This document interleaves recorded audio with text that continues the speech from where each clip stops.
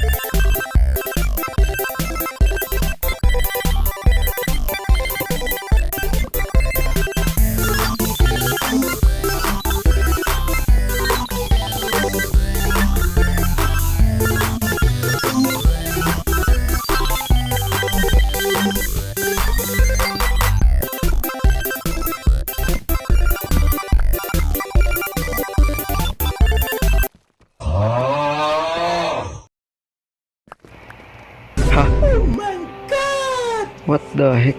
Paano nagka-diamonds dito sa level na to? Negative 2. Paano nagka-diamonds dito? LOL. 5. Pwede na. It's just getting ridiculous.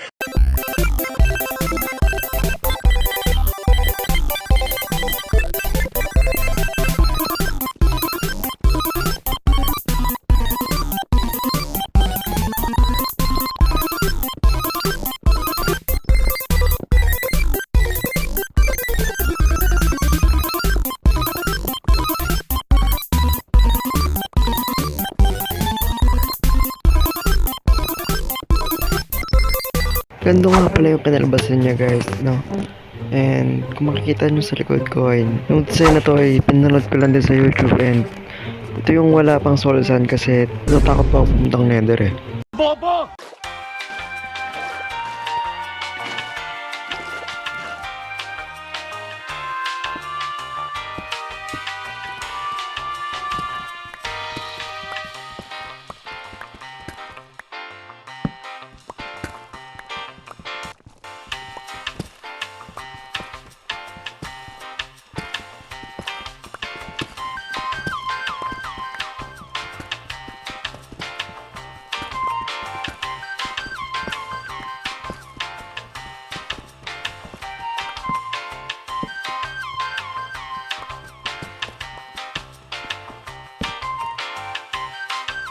Nagawa na natin tumaba kaya palit nga tayo para patayin na natin yung mga torch doon dahil hindi mag-i-spawn ng mga zombie kung may mga torch pa doon.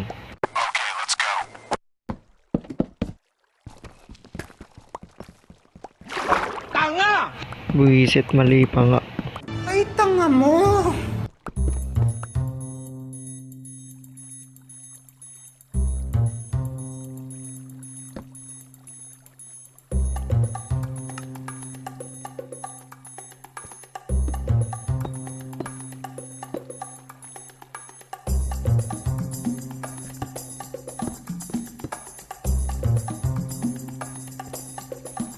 Ito na boy, dahan-dahan lang boy.